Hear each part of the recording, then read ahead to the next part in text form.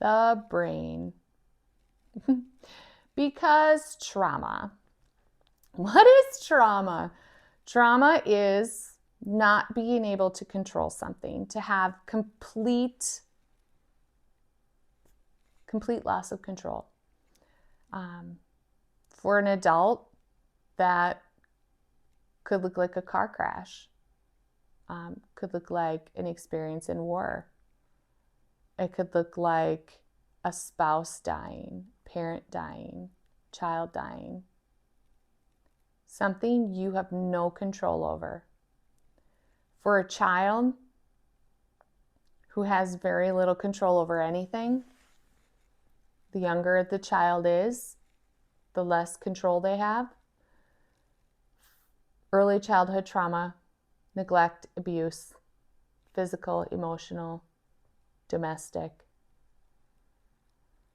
For the longest time, and still today, many people think that children are resilient, and that because they don't have the understanding and the capability to connect one piece of information to the next because they don't understand what's going on around them, that if somebody is arguing in the same room as a baby, that it's not affecting that baby.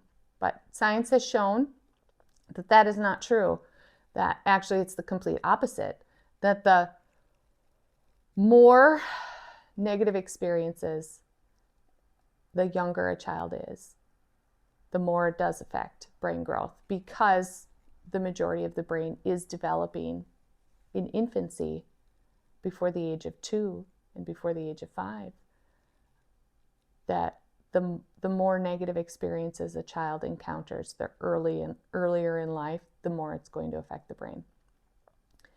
So the brain grows in a line. There's a pattern to brain growth. It's not just like it's just getting bigger, right? When we picture like a pumpkin growing, that's not how your brain is growing. It's not growing like a pumpkin.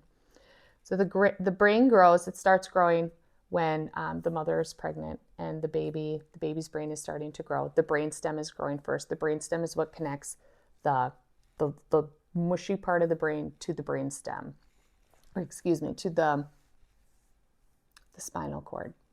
So the brainstem is what is filtering all of the information and then sends the signals, the synapses, into the brain to then figure out what's going on. What do I do with this information? This is the information collector.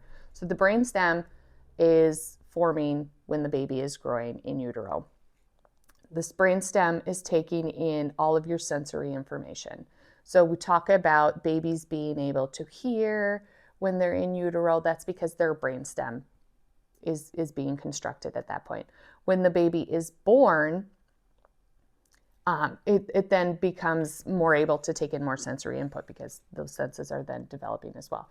The next part of the brain that grows is the midbrain. So we have our amygdala in there, and our amygdala is what's in charge of our stress response system. Everybody has a stress response system. That's our fight, flight, or freeze. This is what is helping keep us safe.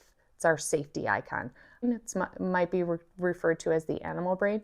This is what controls your reactions to this information. So this information comes in and then it goes to the midbrain. The midbrain decides, do I need to react to this? Okay, but the ones we're going to discuss that kind of control my cuties right here, this is their control button. Okay, so when they're babies, these are the first parts that grow. This cortex and this frontal lobe right up here, the ideas and the thoughts and the judgments and all of those higher order thinkings, those do not form right away.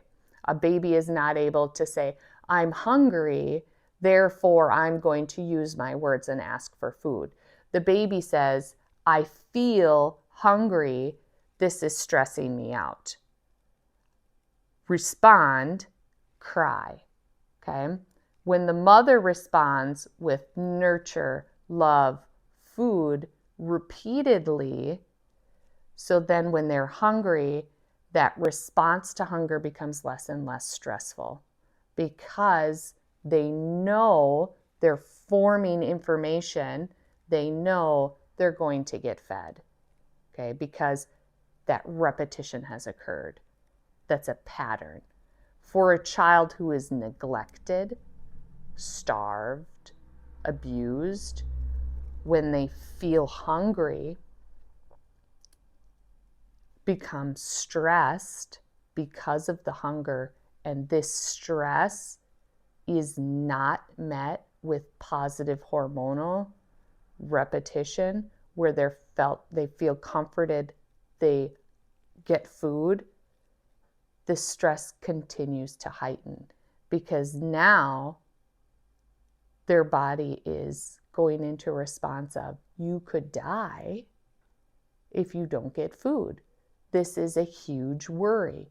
So that feeling of hunger is now triggering a large response every time instead of a small and small and smaller response, because that repetition was there to help make it better.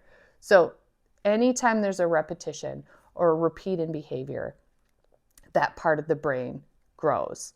So the stress response system in a child that had early childhood trauma is more intense, is overreactive. So when I talk about the behaviors my children have because of their trauma, it's because of this stress response system. It's because of this amygdala, because of how it formed, because of the repeated neglect, the repeated abuse, the repeated trauma, whatever it may be, made it so that any small input they're taking in their brainstem, whether it's cold, hunger, fear, anything like that, triggers a much greater response here in the stress response system. So I have a 7-year-old right now who refuses to go outside for recess because it's cold outside. It's cold, it's winter. And I'm trying to explain to her teacher that her body feels cold like it's pain. Because when she was a baby, she was completely neglected. And if she was cold, her body felt pain. And so that repetition of, I feel cold, just became a direct response to, I'm in pain. So when she is cold, her body doesn't say, you're cold. It says, I'm in pain, I could die. So this response to being cold is huge for her. So she doesn't want to go outside because her brain is screaming at her, you're gonna die. School doesn't understand that. They don't understand that connection because it seems so ridiculous. Why would a child think because they're cold they're going to die? Repetition. That in her mind, that's how it was built. When she was cold, she could have died.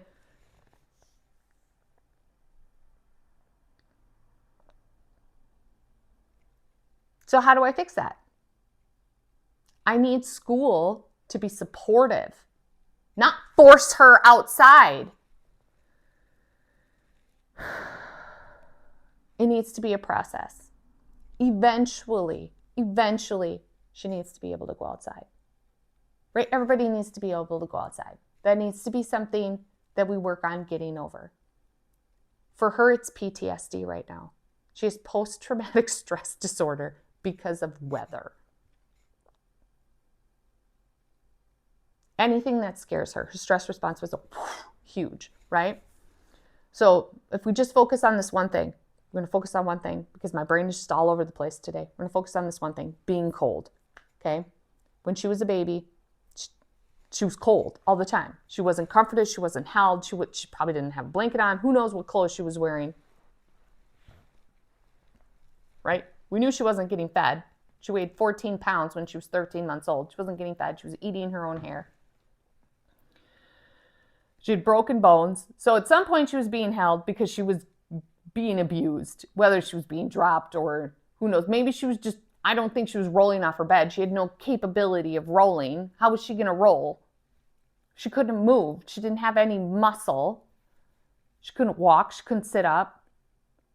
So I doubt she was rolling herself off of her bed and falling down. Like she had broken broken humerus, broken wrist, and she had a head contusion. Sounds like someone was carrying her around by her arm, right? Whether it was an adult or another child, something was happening. I mean, okay, off topic. Now what are we talking about? Talking about being cold.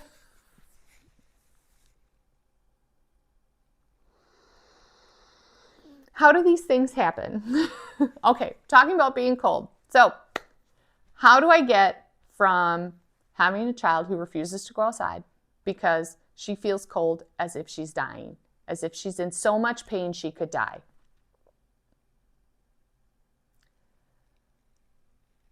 In the morning before we go to school, we make sure she has absolutely everything she could need when she's going to go outside. Her boots, her snow pants, her coat, her hat, her gloves. Because if she's missing any of that, there's no way she's going to go outside because she knows she doesn't have something and that part of her body is going to be cold. So we frontal load it, like, do we have everything we need so that you feel comfortable that you will be warm when you go outside? Okay? That's one thing I can do as a parent, is make sure that she has all these things. Another thing I can do as a parent is I make sure I tell her teacher and the other adults that are working with her, like, this is why she's responding this way. I, however, have no control over whether or not that information is comprehended, understood, taken seriously.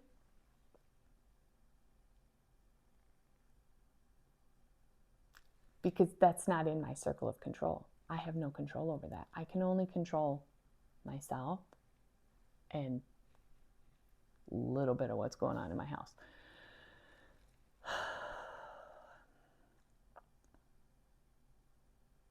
So how do I help her heal when I'm not the one with her all day and I have no control over what the adults who are with her every day comprehend about the information that I can give them? I don't know. Every day needs to be a therapeutic experience for her. She's not getting that right now. We're looking at a new school because it's not working. The comprehension of trauma is not there. The education system does not understand this trauma, this brain development. This is not taught. It needs to be taught. I'm really hungry.